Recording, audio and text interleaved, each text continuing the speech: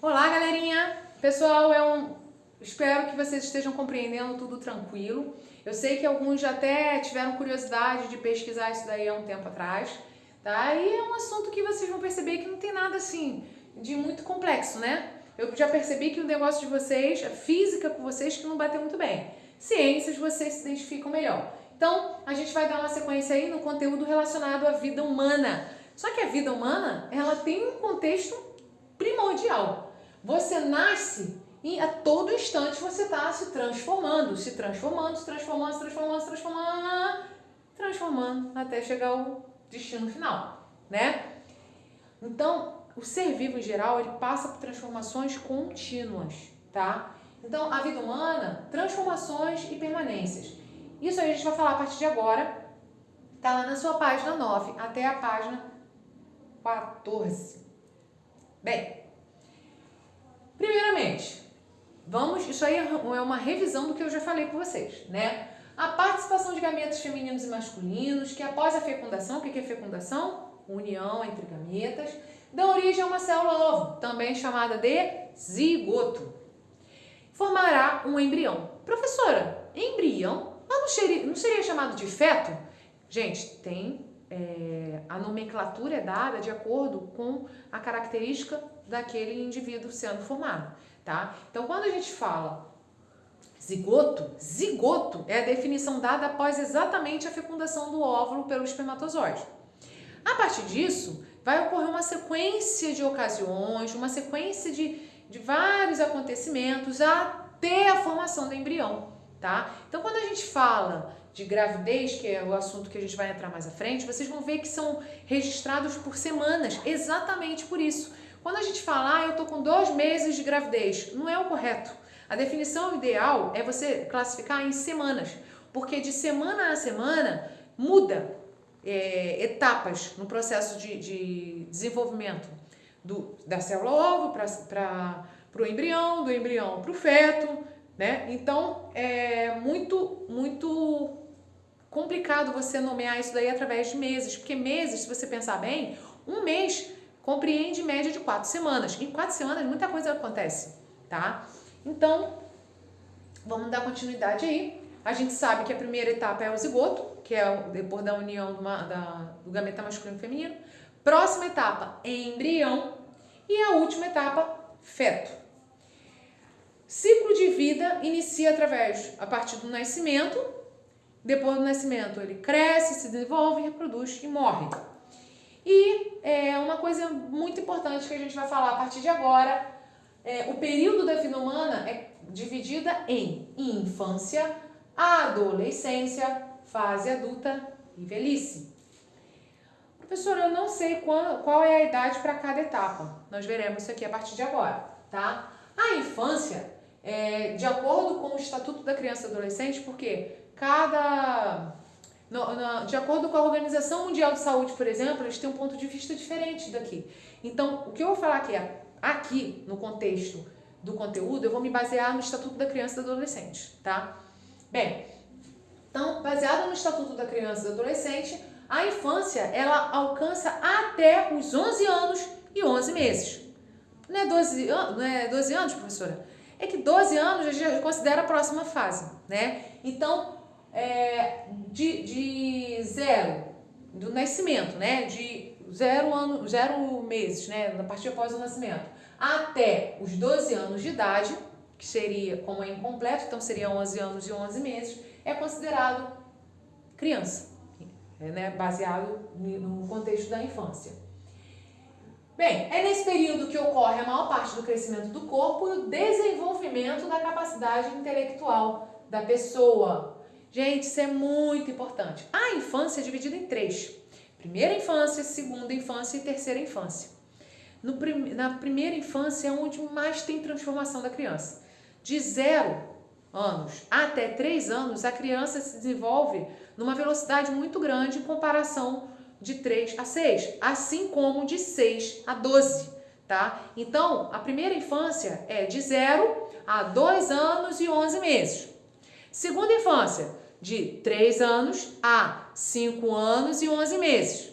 E a terceira infância, de 6 anos a 11 anos e 11 meses, ok? Até os 3 anos de idade, o cérebro... Cuidado com esse contexto aqui, né? Quando a gente fala cérebro aqui, a gente está querendo relacionar o encéfalo, tá? Lembrando que cérebro é somente uma região. Encéfalo é tudo aquilo que está dentro da sua caixa craniana. Então, o cérebro, que seria encéfalo, atingirá cerca de 80% do seu tamanho quando adulto, tá? Então, que fixem isso daí com relação à primeira infância, segunda infância e terceira infância. A adolescência, que é o assunto que vai englobar o que vocês estão vivendo nesse momento, né? A adolescência faz transição entre a infância e a idade adulta. Baseado lá no Estatuto da Criança e do Adolescente, ele compreende desde os 12 anos até os 18, que na verdade seria 17 anos e 11 meses, porque do 18 em diante, segundo o Estatuto da Criança e do Adolescente, é considerado adulto. Mas é muito relativo, a mesma coisa que eu falei quanto a Organização Mundial de Saúde. Outros órgãos, outras organizações mudam um pouco dessa consideração aí, tá? Como fica confuso isso na cabeça de vocês, eu vou colocar um como base, que é o Estatuto da Criança e do Adolescente, ok? Então, a adolescência, ela compreende desde os 12 anos até os 17 anos e 11 meses. Na adolescência é o período que ocorre a puberdade e o início varia entre meninos e meninas. Geralmente as meninas entram na puberdade mais cedo, assim como tem o amadurecimento psicológico mais cedo, enfim. E depende de fatores individuais como herança genética, alimentação, estresse, prática de atividades físicas, entre outros. As transformações biológicas e as alterações de personalidade que ocorrem nessa fase são decorrentes da atuação do sistema nervoso e dos hormônios, incluindo os sexuais. Galera, na puberdade é o período das transformações, né? E quando a gente fala transformações, vocês associam sempre transformação biológica relacionada ao corpo, o corpo vai se modificando e tudo mais. Só que o corpo está se modificando exatamente pela atuação dos hormônios. E assim como os hormônios atuam no corpo, ele atua aqui, ó. A gente sabe muito bem, vou dar um exemplo bem prático disso daí, né? Alguns não vivenciam isso, mas algumas meninas vivenciarão no futuro. Vamos dar o exemplo da TPM, que é conhecida como tensão pré-menstrual. A tensão pré-menstrual, ela é estimulada por que fator? A gente sabe que é um período do ciclo menstrual dessa menina que ela vai estar alterada, que ela vai estar estressada, que ela vai estar chorando por nada. Essa ocorrência aí é causada por essa variação hormonal. Então, vocês percebem que essa modificação que acontece na adolescência com as crianças que estão se transformando, né? Com os indivíduos adolescentes, vocês percebem que isso aí também está relacionado ao sistema hormonal, a esse turbilhão de hormônios ao mesmo tempo. Então, além disso, é o período das quais a sociedade cobra responsabilidade, cobra de uma hora para outra. Então, isso na cabeça do adolescente fica como se de uma hora para outra ele usava fralda e de uma hora para outra a mãe e o pai falaram, olha, agora se vira aí, ó. Então, a gente sabe que a adolescência é um processo, não é de uma hora para outra. É um processo, é criança e aos poucos vai se tornando adulto. Então, é uma fase de transição. Então, aos poucos, vocês têm que entender que aos poucos vocês vão adquirindo toda essa carga, né? Mas vocês têm que entender também que a sociedade, ela considera algumas coisas como, por exemplo, a gente agora aqui está mais na psicologia do que em ciência, né? Mas vamos, já que a gente está falando de adolescência, a gente vai entrar nos contextos também sociais, então eu já vou abordar isso aqui. Vamos supor, pegar uma condução sozinho. Pegar uma condução sozinho, pegar um ônibus sozinho, tem família que considera que com 11 anos de idade a criança já tem que fazer. E tem família que com uma criança que não é mais criança, né? Com 19 anos não pode pegar porque é perigoso. Então, é muito relativo, isso aí vai depender do lugar onde você vive, do local onde você mora, da família, como é que sua família é. Então, vocês têm que se adequando, você e sua família, para chegar a alcançar um objetivo ideal para todos, ok? Bem, então a gente continuando aí, as transformações biológicas e alterações de personalidade que ocorrem nessa fase são decorrentes exatamente por esse turbilhão todo de hormônios, inclusive os hormônios sexuais. Primeiras mudanças que ocorrem nessa fase: crescimento em estatura grande desenvolvimento ósseo muscular. Isso aí acontece até antes da puberdade. Mas na puberdade ocorre o desenvolvimento de outras coisas também, tá? Na puberdade ocorre também o processo de amadurecimento sexual. Além disso, ainda começa a aparecer características sexuais primárias e secundárias. O que seria isso, gente? Ó, isso aí tem atividade lá no seu livro de atividades, e se eu não me engano, no livro didático também cobrando sobre isso. Características sexuais primárias são aquelas características diretamente ligadas à atividade sexual. Exemplo, modificação do tamanho dos órgãos sexuais, desenvolvimento da mama. Isso aí são características primárias. Características secundárias são aquelas que são envolvidas por esse processo. Vamos dar exemplo nos homens. O timbre de voz que altera, alargamento dos ombros, crescimento de pelos pelo corpo. Isso aí são características secundárias. Está relacionado à puberdade, mas não tem ligação direta com a atividade sexual e desenvolvimento e o processo de desenvolvimento da liberação dos espermatozoides, tá? Por isso que são chamadas secundárias. E nas meninas? Nas meninas, alargamento do quadril, além do alargamento do quadril, aparecimento de pelos nas axilas, e nos homens, além das axilas, no rosto também, entre outros, né? Vocês já conseguiram associar a diferença entre característica primária e característica secundária, tanto em meninos quanto em meninas. Bem, também começa a aparecer, além disso, o desenvolvimento nas meninas, além do desenvolvimento das glândulas mamárias, o alargamento do quadril, como eu falei, aparecimento de pelos e a primeira menstruação, que está relacionada, quando ocorre a primeira menstruação, que recebe o nome de menarca, a partir dali ela vai começar o processo chamado de ovulação. Então, a partir dali ela vai começar a ovular, tá? Bem, então todas essas mudanças na adolescência são desencadeadas pelo hipotálamo. Galerinha, eu vou ter que fazer uma comparação aqui para vocês associarem melhor, porque vocês não viram esse conteúdo, porque no 8º ano, que era corpo humano somente, vocês não viram. Então vamos compreender melhor. Se vocês tivessem tido o sistema nervoso, vocês iam entender isso daqui de primeira, mas não tiveram. Então, olhem bem essa imagem aí no seu livro e perceba que ele está identificando aqui uma coisa. Região do sistema nervoso, hipotálamo. Hipotálamo e hipófise fica na sua região que fica tudo ali no encéfalo, né? Ou seja, a região lá dentro da sua caixa craniana. Aí você vai ver o tempo todo que está falando de hipotálamo, hipófise, hipotálamo, hipófise. Vamos fazer uma comparação aqui para associar e entender isso de primeira para não ter mais dúvida. Vamos associar com a escola? Vamos lá. Qual é a função da direção da escola? Eu sei, professora. Liderar, organizar tudo, comandar, coordenação. Bom, então a direção, ela tem o objetivo de liderança, de comando.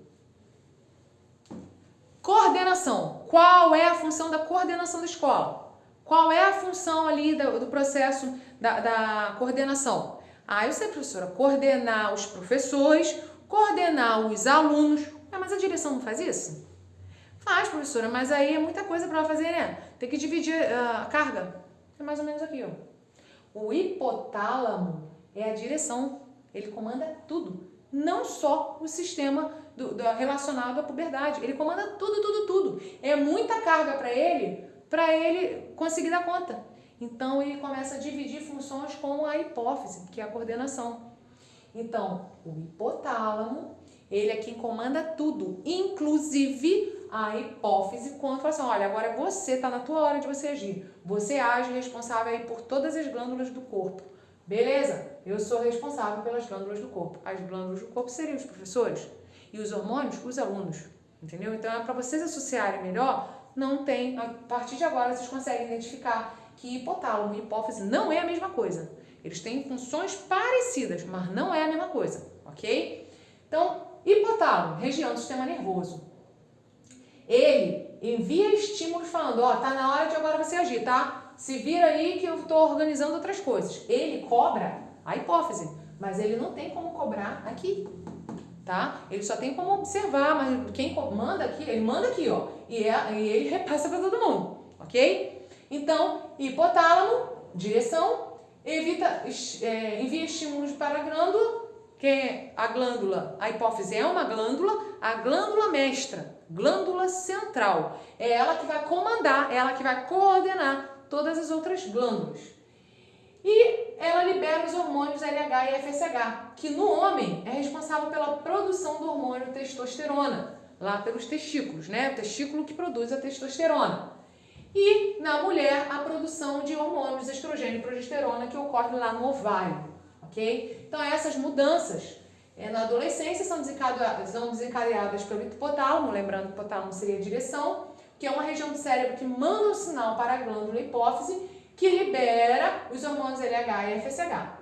Nas meninas, como eu falei, ele vai atuar na produção de estrogênio e progesterona, e nos meninos, a testosterona.